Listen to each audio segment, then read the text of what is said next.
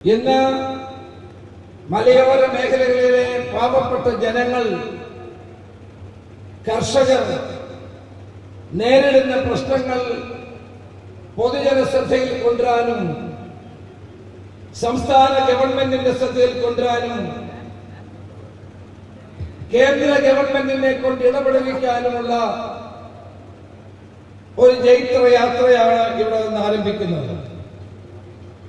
ഇന്ന് മലയോര മേഖലയിൽ വന്യമൃഗങ്ങളുടെ ശല്യം കാരണം കർഷകർക്ക് ജീവിക്കാൻ കഴിയാത്ത അവസ്ഥയാണ്. ഓരോ ദിവസവും നമ്മൾ കേൾക്കുന്ന വാർത്തകൾ കാട്ടാന ചവിട്ടിക്കൊന്നു, പുലി കടിച്ചു കൊന്നു, വ്യാപകമായി വന്യമൃഗങ്ങൾ ഇറങ്ങി കൃഷി നശിപ്പിക്കുന്നു. ഇത്തരം ഭീതിജനകമായ വാർത്തകളാണ് നമ്മൾ കേട്ടുകൊണ്ടിരിക്കുന്നത്. ജനങ്ങളുടെ ജീവനും സ്വത്തിനും സുരക്ഷിതത്വം നൽകുക എന്നുള്ളതാണ് ഒരു ഗവൺമെന്റിന്റെ പ്രാഥമികമായ ഉത്തരവാദിത്വം. ദൗർഭാഗ്യവശാൽ ഇന്ന് കേരളത്തിൽ, പ്രത്യേകിച്ച് മലയോര മേഖലയിൽ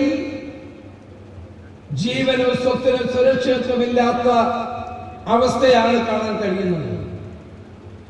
വീടുകളിൽ കിടന്നുറങ്ങാൻ കഴിയുന്നില്ല. രാത്രികാലങ്ങളിൽ പുലി പിടിക്കുമോ, ആന ചവിട്ടിക്കൊല്ലുമോ എന്നുള്ള ഭീതിയിലാണ്. പകൽ കൃഷി സ്ഥലങ്ങളിലേക്ക് പോകാൻ നിവൃത്തിയില്ല. കാരണം കൃഷിയിടങ്ങളിൽ ഇറങ്ങിപ്പോകുന്ന കർഷകരെ പുലി പിടിക്കുന്നു, ആന ചവിട്ടിക്കൊല്ലുന്നു എന്നുള്ള വാർത്തകളാണ് നമ്മൾ കേട്ടുകൊണ്ടിരിക്കുന്നത്. എന്തുകൊണ്ടാണ് സർക്കാർ ഇവിടെ മൗനം പാലിക്കുന്നത്? കേരളത്തിലെ ജനങ്ങളെ രക്ഷിക്കാനും അവരുടെ ജീവിത സുരക്ഷിതത്വം ഉറപ്പുവരുത്താനും ഗവൺമെന്റിന് ഉത്തരവാദിത്തമില്ലേ? ഏതാനും വർഷങ്ങൾക്കുള്ളിൽ നൂറുകണക്കിന് ആളുകളുടെ ജീവനാണ് വന്യമൃഗങ്ങളുടെ അക്രമം മൂലം നഷ്ടപ്പെട്ടിരിക്കുന്നത്.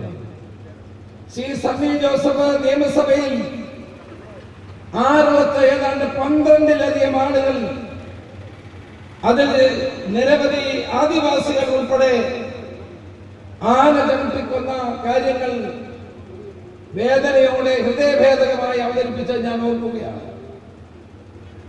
ഈ ആറളത്ത് മാത്രം 12ഓളം ആളുകൾ ആന ചവിട്ടിക്കൊന്നത് മൂലം മൃതിയടയുകയുണ്ടായി.